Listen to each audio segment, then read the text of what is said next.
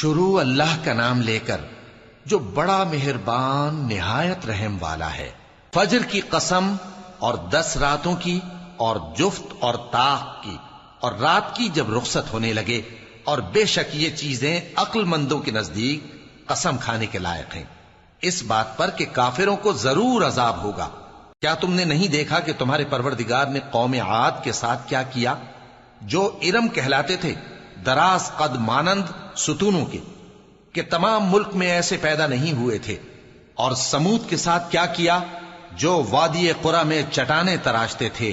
اور فرعون کے ساتھ کیا کیا، جو خیمے اور میخیں رکھتا تھا؟ یہ لوگ ملکوں میں سرکش ہو رہے تھے، پس ان میں بہت سی خرابیاں کرتے تھے، تو تمہارے پروردگار نے ان پر عذاب کا کوڑا برسا دیا۔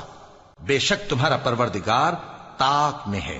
مگر انسان عجیب مخلوق ہے کہ جب اس کا پروردگار اس کو آزماتا ہے کہ اسے عزت دیتا اور نعمت بخشتا ہے تو کہتا ہے کہ میرے پروردگار نے مجھے عزت بخشی، اور جب دوسری طرح آزماتا ہے کہ اس پر روزی تنگ کر دیتا ہے تو کہتا ہے کہ میرے پروردگار نے مجھے ذلیل کیا۔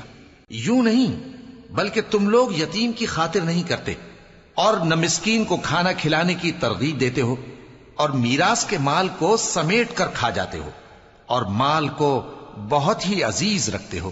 یوں نہیں، جب زمین کوٹ کوٹ کر برابر کر دی جائے گی اور تمہارا پروردگار جلوہ فرما ہوگا اور فرشتے قطار در قطار آ جائیں گے اور دوزخ اس دن سامنے لائی جائے گی، تو انسان اس دن سوچے گا، مگر اب سوچنے سے اسے فائدہ کہاں مل سکے گا؟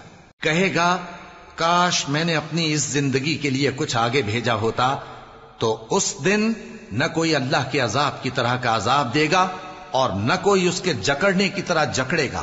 اے اطمینان والی جان، اپنے پروردگار کی طرف لوٹ چل، تو اس سے راضی، وہ تجھ سے راضی، سو تو میرے خاص بندوں میں شامل ہو جا اور میری بہشت میں داخل ہو جا۔